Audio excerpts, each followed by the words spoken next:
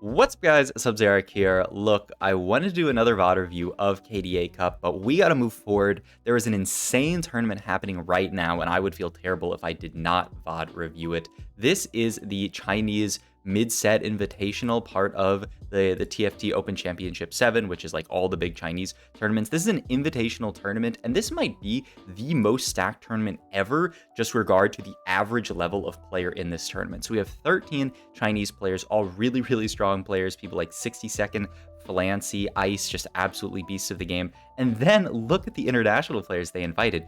Title, the world champion. YBY1 needs no introduction. Jazz Latte needs no introduction. Bintium, insanely strong Korean player. Michael, Relic, Pass the Ball, Double 61. You know, Beast at Vegas, also Worlds winner, the first ever TFT Worlds winner. Replay, NA's Worlds winner. Malala, winner of Vegas Open and Ego Illusions. So this tournament is just absolutely stacked. It's just almost unreasonable, the level of player skill that is in this tournament. So I wanted to do some VOD reviews of this tournament. We are going to watch Jazz Latte's POV because he did very, very well on the first day. I skipped a little bit too far ahead because I forgot to load the VOD up to the right spot. But you can see this is a lobby with Malala in it, Pass the Ball, replay, and then a bunch of strong Chinese players as well as Jazz Latte. So want to watch Jazz Latte's POV. We'll probably watch a lot of this tournament because I mean, it's just like every single player in it is just an absolute beast.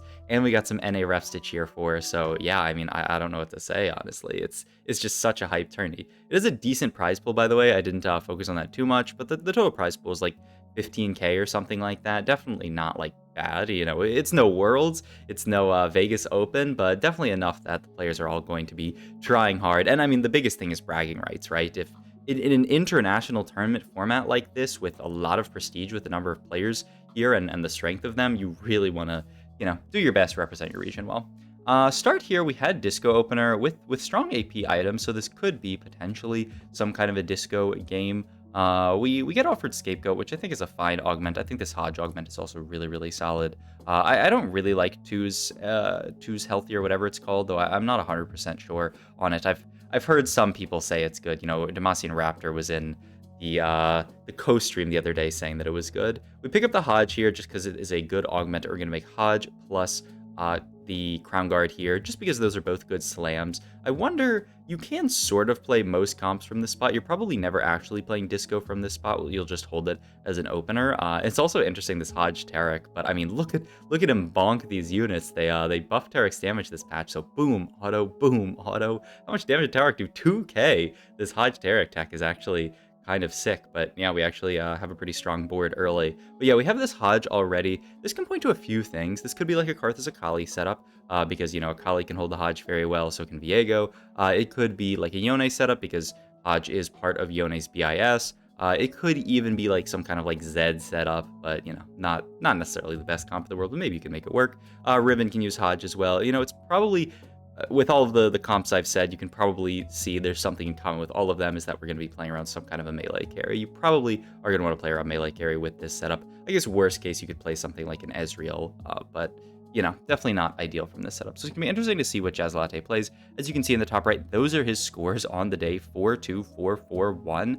He was second place overall on the day, only behind Flancy. Among those 24 players, I believe, which, you know, is very, very impressive. And we've VOD reviewed Jazz Latte before. He's an absolute beast of the game. Just knows all the lines really, really well. He's a player that I really respect a ton. So I really want to watch him play and see how he got to this insane performance. Maybe if people are interested, we can go back and watch even some more of his VODs. But yeah, we'll see. We have this tier open still. If we want to play some kind of AD line, you could just make it into another Hodge and start looking for other AD items. You know, like if you wanted to play like Yone, you'd probably pick up the glove. I guess either way, you'd probably want to pick up the glove if possible here. Looks like he was going to go for bow there if he could get it, but ends up getting glove here. It's interesting because, like, if you're going to play... If you want to play something like a Yone, which, you know, maybe that's something that we'll angle towards, you would probably, I think, want the IE. It might be that he prioritizes Titans higher than IE in the potential Yone comp. But, I mean, the nice thing about this is we pick up glove. We can just slam the Hodge here, though you should definitely wait and see. Yeah, I mean, this board that we're fighting looks okay strength-wise. You might not even need to slam the Hodge to beat this guy's board. Also notice we swapped over to the Garen here as our melee carry, which is a pretty cool swap. This is actually a really, really close fight. So yeah, the Hodge Slam definitely is going to make a difference. And yeah, we're even going to lose the fight. That Bard with that's Razzle, the old Razzle Dazzle actually did insane work. And honestly, I don't know, the Garen felt kind of weak in this fight. Not to say that it was weaker than our previous board, but still, I mean, this 8-bit Garen is a very not tanky unit, I would say. He can get some cast off and do some damage, but when I play around him early, I definitely feel like he's a little bit weak. So we'll lose our streak there, which definitely feels bad. And we have the double Hodge slammed, which, I mean, you're always going to be happy with double Hodge with this augment. So yeah, almost no reason not to slam it if, I guess, you get the opportunity to make the double Hodge here. Oh man, we get this Blitzcrank. Imagine if we could have actually played a disco game this game. Our spot would have just been disgustingly good because we'd already have this Blitzcrank and we would have had the disco Taric, but it just wasn't in the cards with our items, right? I guess it could have been like something like an Archangels. It just goes to show that maybe, you know, someone like Jazzlatte isn't angling that hard towards a comp like disco. Because yeah, I mean, it could have been something like Archangels and angle towards disco, but he wants to go for the Hodges, wants to play for a lot of these melee comps, which, you know, if you can get to one of those Yone comps or one of the Ribbon comps, they just cap out so high. And with this sword, I think that's definitely something that we could angle towards. I think he's scouting around the lobby, looking and seeing how contested this potential Yone or Ribbon or, you know, like whatever angle is going to be. Because, you know, if you can get uncontested Yone from a spot like this, you are cruising. And with the sword, that's half of IE, you can be very, very happy. I feel like if we were to play a melee 3-cost reroll, it would be Yone because we don't have any of the QSS components, but we will see. Last Stand is an interesting augment here. He also gets the 2 duplicators here. I'm not too comfy taking the duplicators here. I would probably lean Last Stand just because it's always going to be relevant. But wow, he's going to take components. Okay. Doesn't get anything too crazy. And he's just going to go for the Edge of Night here, it looks like. I mean, it's a solid slam. Making Edge of Night, I think, to me, signifies that we're playing more just like fast push levels. Oh yeah, and the Adaptation as well. Fantastic slam if we're going to play something like Hearthis Akali. If we basically said in this spot that we don't really care to play for like Yone or anything like that. I wonder if this is a playstyle thing as well. I wonder if Jazzlatte is just not someone who really likes to take Last Stand. You see, he grabs this augment and just slams all these items immediately. I feel like Jazzlatte is someone who likes to play the really aggressive tempo style, and so maybe he's just not that big of a fan of Last Stand because it requires you to play more of the Lost Streak and play for like high cap and not able to play for Win Streak. I think Jazzlatte here says, I'm 96 HP, I have decent item slams. If I just take this grab bag, I can make some more slams and just play like a really, really strong tempo style. And that's something that's really good in this meta right now. Saving HP is just absolutely king in this meta just because there's so much damage that you can take late game. If you want to play for max cap with something like Heartsteel, which we probably can't play towards this game just because our items don't really make sense for it. But, you know, like if you end up playing like AD Flex, saving the HP is so important. I just feel like HP is so good, especially because of the changes to streaking, where like Lost Streak isn't as good. You kind of just really like to play for any wins that you can get in the mid and early game and just save HP. And, you know, every win is 1 gold, and 1 gold is 1 gold, especially when you have to get to 3 win or 3 loss to get streak gold. Like one gold from win is already as much as you get from 3 loss streaking. So, you know, most players are always playing for wins if possible. Look at this though, he is potentially still looking, I mean, not even potentially looking at, almost hard forcing this Yone angle from this spot with a Hodge and an Edge of Night, another Hodge for a duo carry. But yeah, I think he's saying Yone's uncontested. Even though I don't have the Titans resolved, he's saying, I don't really need BIS Yone, I just need good enough Yone. This feels like such a Jazzlatte game where he just slams everything, but it's really cool that he's thinking about potentially this Yone angle.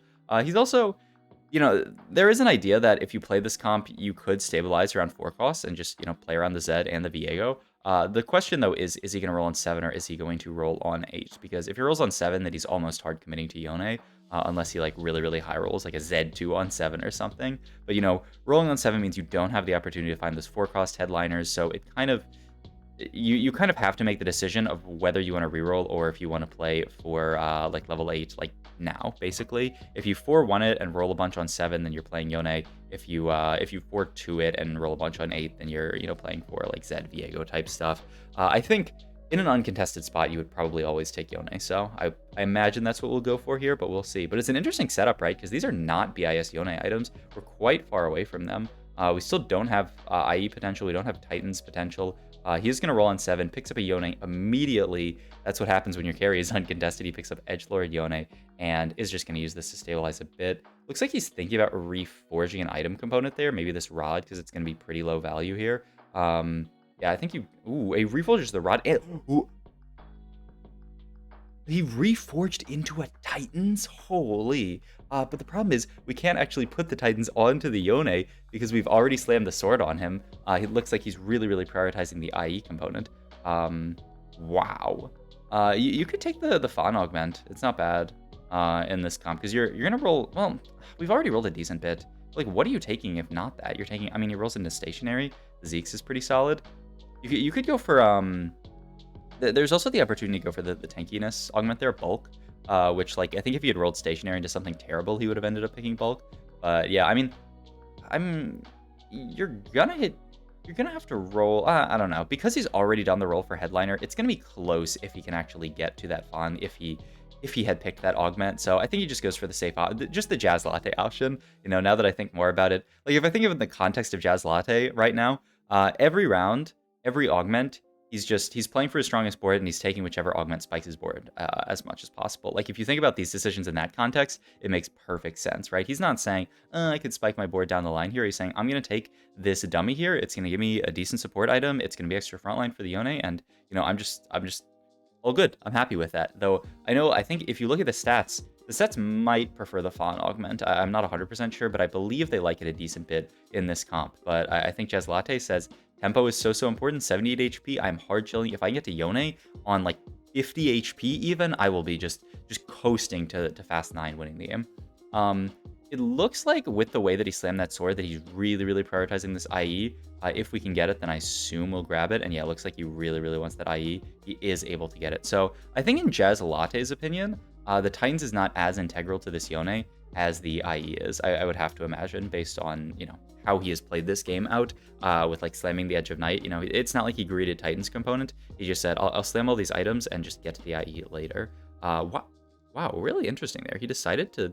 That was a Mordekaiser 2 that we just sold for a Yorick 1. I mean, it definitely allows us to play for sort of like high cap later with playing around Yorick 2, but I almost feel like it's weaker. If the Yorick can survive till second cast, it's probably stronger. Like this fight, it actually worked out very well. And maybe with the Crown Guard, the Yorick can always survive. Maybe not always. One Chinese player has already fallen in this lobby, minus 2 HP. Looks like they played some kind of insane loss streak style. This Chinese player as well is very low, but they do have Last Stand and Metalhead, so that player might be able to cap out very, very high. But yeah, Jazz Latte going to continue to slow roll. He has that benefit of having all of this HP to play with, that he's not really pressured at all. He's only got 4 Yones. He's only seen the headliner plus 1 extra Yone. His roll down in terms of Yones has actually been pretty low roll, but he's played so hard for HP that he's 67 HP here, and he's really not too worried at the end of the day about the Yones. Obviously, he needs to hit it sooner rather than later because he's going to start taking some bad losses during this stage, but he's got a lot of HP and a lot of econ to work with, which is really, really nice because in a low roll spot like this, I mean, I think he's scouting the lobby and saying, hey, has anyone picked up all these Yones? Like where'd all my Yones go? I don't understand, man. I'm playing the game correctly. Where are my Yones? But because he's played such a strong early game, like he's got so much gold to work with, and I mean, surely he'll find some Yones at some point. That is the 5th Yone finally. Evan Shroud, just an amazing slam in this comp in general, and he's just going to go for another Hodge there, and then the only downside is we have to end up making a static Shiv, which is kind of unfortunate, but another Hodge with the idealism value is really, really nice. There was another option, it was like blue buff LW, but then you don't get to make the Hodge, and so I think he values the Hodge over, like blue buff LW are probably 2 slightly better items than a Hodge, but then you don't get idealism value onto your unit, so he's kind of playing for max cap. You can continue rolling here, picks up Z2, which is going to be another really, really nice stabilizer unit.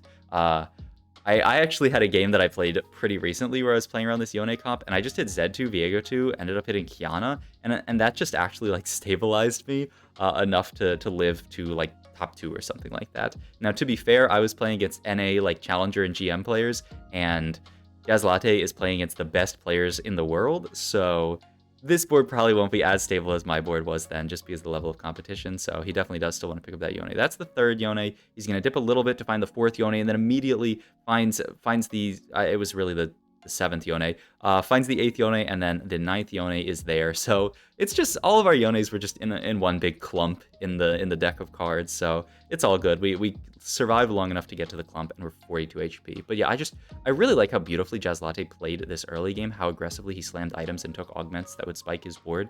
Did not play for max cap, because max cap in this board doesn't matter so much, right? Once you're at the Yone 3, you're going to be insanely strong. It doesn't matter if you don't have the Titans and you have Edge of Night. Edge of Night is a fine replacement for Titans, and it allows you to save that HP, which is so important, because imagine if he had greeted all of his components, right? He could be 20 HP, 10 HP. He could be dead by now if he greeted all of his components. But by not greeting his components, by playing his strongest board early, I mean, that Hodge Slam onto the Taric was so cool. You know, by playing his strongest board early and saving HP, now he's 42 HP with a Yone 3, and he is really happy about this spot, right? He gets to go level 8 here. Only downside is just how much gold it took him to hit the Yone, but I feel like he mitigated a low roll so well. He had to roll so much gold to find this Yone, more than you would really think, you know, to actually find Yone in his spot, but it doesn't matter because he had the HP to work with, he had the gold to work with. You know, the other thing is if he was a low HP, he would probably be pressured to roll down for this Yone 3 because he had so much HP, he was allowed to just sit on 50 gold every single round, and yeah, he dropped to 40 HP, but 40 HP is still a ton of HP to work with once you've hit this Yone. Scary spot, actually, for this Chinese player. Well, for them and for anyone against them, are they 10 Penta? Because they have 2 Penta spats, and they're level 9. He tabbed over them for a second, but didn't. I need to just look at the synergy. Yeah, they are 10 Pentakill. They are 10 Pentakill last stand, and they're win streaking before they've even hit their last stand. So this will probably be a second for Jazzlatte unless something insane happens.